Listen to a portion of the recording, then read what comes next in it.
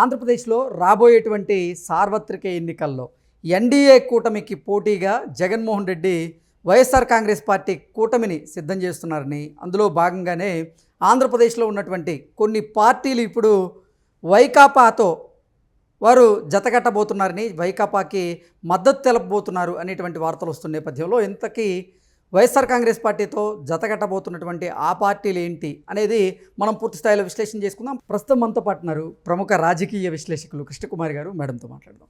Madam నమస్తే. Madam నమస్తే.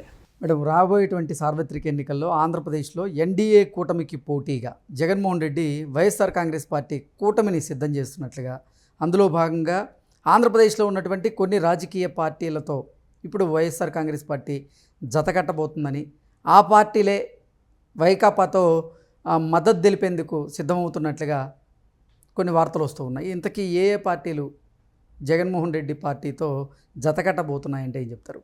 అసలు మామూలుగా అయితే జగన్మోహన్ రెడ్డి పందా ఎలా ఉంటుందంటే, సింహం సింగిల్గా వస్తుంది, మేము పొత్తులు పెట్టుకోము అనే పద్ధతిలోనే ఉంటాడు. అసలు గత ఎన్నికల సందర్భంలో చాలామంది మోడీ ఇతనికి సహాయ సహకారాలు అందించినందుకు గాను జగన్మోహన్ రెడ్డికి అసలు బీజేపీ తోటి పొత్తు ఉంటుంది అని అనుకున్నారు. ఓకే, అంటే ఆయనకి మరి కేసుల్లో ఒక బెయిల్ మీద ఒక వ్యక్తి ఇన్ని సంవత్సరాలు బయట గడపటం అనేది, బెయిల్ మీద ఇన్ని సంవత్సరాలు ఉండటం అనేది అయ్యే పని కాదు ఎవరికైనా సరే.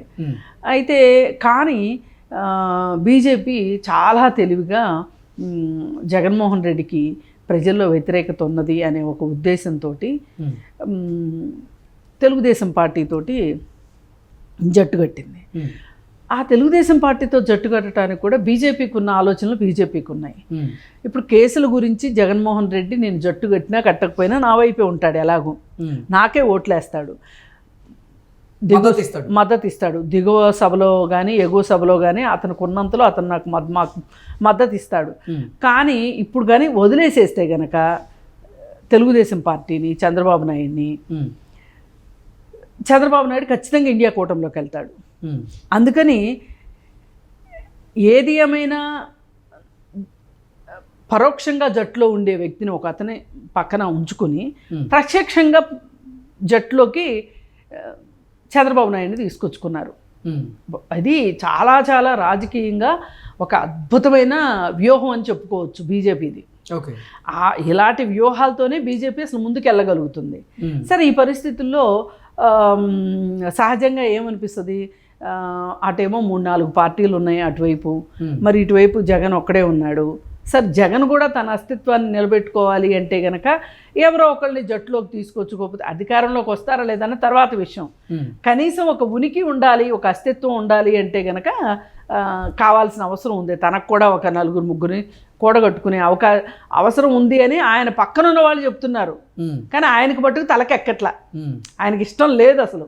ఎందుకంటే మరి అంతకుముందు కూడా మనం ఓడిపోతాము, ఎందుకైనా మంచిది ఎవరినన్నా కలుపుకుందాము అంటే ససేమిరా ఒప్పుకోలే. 2014లో కూడా ఎవరిని కలుపుకోలే, ఒంటరిగానే పోటీ చేశాడు. 2019లోనూ అంతే, ఒంటరిగానే పోటీ చేశాడు. అయితే ఇప్పుడు ఆలోచన ఏంటి, ఆయనకు సలహా ఇచ్చే వాళ్ళ అంచనాలు ఏంటి? ఇప్పుడు జగన్మోహన్ రెడ్డి లాంటి వ్యక్తి దగ్గరికి ఒక ప్రపోజల్ తీసుకెళ్ళాలి అంటే హోంవర్క్ చేయకుండా ఎవరు వెళ్ళరు కదా. ఆ హోంవర్క్ ఏంటి అయ్యా అంటే ఆమ్ ఆద్మీ పార్టీ ఒకటి, అంబేద్కర్ పార్టీ ఒకటి, అలాగే Vijay Kumar retired IAS officer Vijay Kumar ఒక పార్టీ స్థాపించారు. ఈ ముగ్గురికి దళితుల్లో బలం ఉంటుంది. Nationalist Congress party, Aam Aadmi party, అలాగే జడా శ్రవణ్ కుమార్ పార్టీ, అలాగే ఇప్పుడు విజయ్ కుమార్ ఇంకో పార్టీ పెడుతున్నారు, అదే నేషనలిస్ట్ కాంగ్రెస్. అయితే ఇప్పుడు ఆమ్ ఆద్మీ పార్టీ ఉంది. ఆమ్ ఆద్మీ పార్టీ ఆంధ్రప్రదేశ్లో కూడా మన పోటీ చేసింది. పోటీ చేసి వాళ్ళు 1000 ఓట్ల దాకా తెచ్చుకోగలిగారు. అంటే ఆమ్ ఆద్మీ పార్టీది ఎట్లా ఉంటుందంటే, దళితుల కంటే కూడా మధ్యతరగతిని ఎక్కువగా ఆకర్షించే పార్టీ అది. ఒకప్పుడు జయప్రకాష్ నారాయణ పార్టీ ఎట్లా ఒక సత్తా ఎట్లాగో ఆమ్ ఆద్మీ కూడా అంతే. అయితే ఆ ఉద్దేశంతో నియోజకవర్గంలో 1000-1500 ఓట్లు సంపాదించగలిగారు అనుకోండి. ఒక్కొక్కసారి ఈ 1000-1500 ఓట్లే కీలకం అవుతాయి గెలుపుకి. రెండో వాళ్ళని ఓడించాలి అంటే మనకి ఆ 1000 ఓట్లే అవసరం అవుతాయి. అలా మనకి పడకపోయినా పర్వాలేదు, వాళ్ళకి పడకుండా ఉండాలంటే ఇంకెవరికో వేయాలి ఆ ఓట్లు. ఆ ఇంకెవరో ఎవరు అంటే ఈ ఆమ్ ఆద్మీ పార్టీ వాళ్ళు, నేషనల్ కాంగ్రెస్ పార్టీ వాళ్ళు, లేదు అనుకుంటే ఇంకో పార్టీ, ఇంకో చిన్న పార్టీలు. సరే, ఎన్ని ఇలా ఉంటే ఇప్పుడు వామపక్షాల పరిస్థితి ఎలా అయిపోయింది అంటే, ఇటు ఎన్డీఏతో జతకట్టినందుకు తెలుగుదేశం పార్టీతోనూ ఉండలేరు వాళ్ళు. ఒకప్పుడు రాజధాని కోసం చేసిన పోరాటంలో వాళ్ళు తెలుగుదేశం పార్టీతో ఉన్నారు వామపక్షాలు. కానీ ఎలక్షన్ల దగ్గరకు వచ్చేసరికి ఏమైంది, అలానే ఇప్పుడు రాజధాని విషయంలో వీళ్ళు అది సహేతుకము, అలాగే వైజాగ్ స్టీల్ ప్లాంట్ గురించి కావచ్చు, పోలవరం గురించి కావచ్చు, దేని గురించి అయినా సరే జగన్మోహన్ రెడ్డి సరే నిర్ణయాలు తీసుకోవట్లేదు అని చెప్పి జగన్మోహన్ రెడ్డికి వ్యతిరేకంగా తెలుగుదేశం పార్టీతో కలిసి వీళ్ళు ఐక్య కార్యాచరణ ఏర్పరచుకున్న మాట వాస్తవం. నీటి ప్రాజెక్టుల కోసం కావచ్చు, ఇంకోటి ఏదన్నా కానివ్వండి. అయితే లాస్ట్ మినిట్లో చంద్రబాబు నాయుడు వీళ్ళందరికీ జల్లగొట్టేసేసి ఎన్డీఏలో చేరిపోయాడు. చేరిపోయినప్పుడు ఏంటి ఇప్పుడు వీళ్ళ ముందు ఉన్న కర్తవ్యం ఏంటి? వీళ్ళు మొన్న విడిగా పోటీ చేశారు, వామపక్షాలు ఇద్దరు కలిసి పోటీ చేశారు. పోటీ చేస్తే ఇద్దరికి ఒక్క సీటు కూడా రాలా. మరి ఇప్పటి నుంచే ఆలోచనలు మొదలైనవి. మనం అటు వెళ్ళి బీజేపీ ఉన్న పార్టీలోకి మనం వెళ్ళాం, అది తంబ్రూలు వాళ్ళకి. వాళ్ళు రారు, వీళ్ళు వెళ్ళరు. ఇంకిది ఆగర్భ శత్రుత్వం అది. సరే, అది అయిపోయింది. ఇంక ఇప్పుడు ఎవరితోటి కలవాలి మనము అని చూసుకుంటే వైసీపీ పార్టీకి అనిపిస్తుంది, వామపక్షాలకు కూడా. అందుకోసం ఏంటంటే వామపక్షాలు కూడా వైసీపీ వైపే చూస్తున్నాయి అనేది ఒక అంచనా ఉంది వాళ్ళ. అయితే ఈ వామపక్షాలు ఇందాక మనం మాట్లాడుకున్న 3 పార్టీలు, వైసీపీ పార్టీ, వీళ్ళందరూ కలిస్తే కనుక ఇది ఒక కూటమి అవుతుంది. ఇది ఎంతో కొంత చంద్రబాబు నాయుడు ఈసారి పోటీ చేసేటప్పుడు గెలుపులోనూ ప్రభావితం చూపించవచ్చు, ఓటమిలోనూ ప్రభావితం చూపించవచ్చు. అసలు ఆంధ్రప్రదేశ్లో ఆమ్ ఆద్మీ పార్టీ ఉందని కానివ్వండి, అలాగే జడా శ్రవణ్ కుమార్ ప్రారంభించినటువంటి ఆ పార్టీ ఉందని కానివ్వండి, చాలా తక్కువ మందికి అవగాహన ఉంది. చాలా తక్కువ మందికి అవగాహన ఉంది. మరి అంత ప్రభావం వచ్చే ఎన్నికల్లో అసలు కూటమి మీద పడబోతుందా ఆ పార్టీల వల్ల అంటే ఏం చెప్తారు? అదేనండి, 1000-1500 ఓట్లు టగ్ ఆఫ్ వార్ ఉందనుకోండి. అట్లాంటప్పుడు ఇప్పుడు ఈ 5 ఏళ్ల పరిపాలన చేసిన తర్వాత ఎంతో కొంత యాంటీ ఇన్కంబరెన్స్ ఉంటుంది. ఈ యాంటీ ఇన్కంబరెన్స్ ఈ పార్టీలు,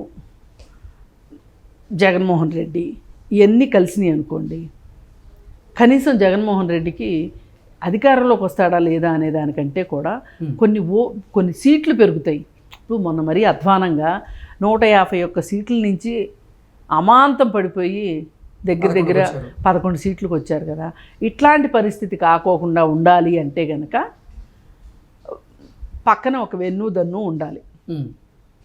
అందుకే ఇప్పుడు వీళ్ళందరూ కలిస్తే ఎంతో కొంత, ఇప్పుడు వీళ్ళందరూ విడివిడిగా పోటీ చేశారనుకోండి, ఎవరికాళ్ళు ఓట్లు చీలుస్తారు తప్పితే అధికార పార్టీకి ఓటమి వచ్చే దిశలో అయితే వీళ్ళు ప్రభావం చూపించలేరు. ఇక్కడ కొన్నిసార్లు ఏమవుతుంది, 100 ఓట్లతోటి కూడా ఇటు అటు మారే అవకాశం ఉంటుంది.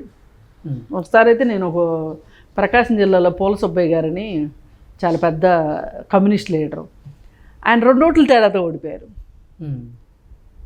అది చాలాసార్లు లెక్కేశారు ఓట్లని, ఎన్నిసార్లు లెక్కేసిన అంతే వచ్చింది. మరి 2 ఓట్లైనా ఓటమి ప్రజాస్వామ్యబద్ధంగా ఓటమి ఎక్కువ ఉన్న 1 కోటు చాలు ఓడిపోవటానికి. అది వీళ్ళ ఉద్దేశం ఏంటంటే, వీళ్ళు అధికారంలోకి వచ్చినా రాకపోయినా సీట్లు పెంచుకోవడానికైతే పనికొస్తుంది అనేది ఒక ఆలోచన. ఆ ఆలోచనతోటే అది రెండు వాళ్ళకి కొంచెం భయం వేయాలి అంటే, ఒక్కడు ఉన్నాడనే దానికన్నా చిన్నోళ్ళో పెద్దోళ్ళో పక్కన ఉన్నారు అనేసరికి మనకే కాదు జట్టు వాళ్ళకు కూడా ఉన్నారు అనేది ఒక ఇంపాక్ట్ కోసం ఇదంతా. Okay madam, thank you.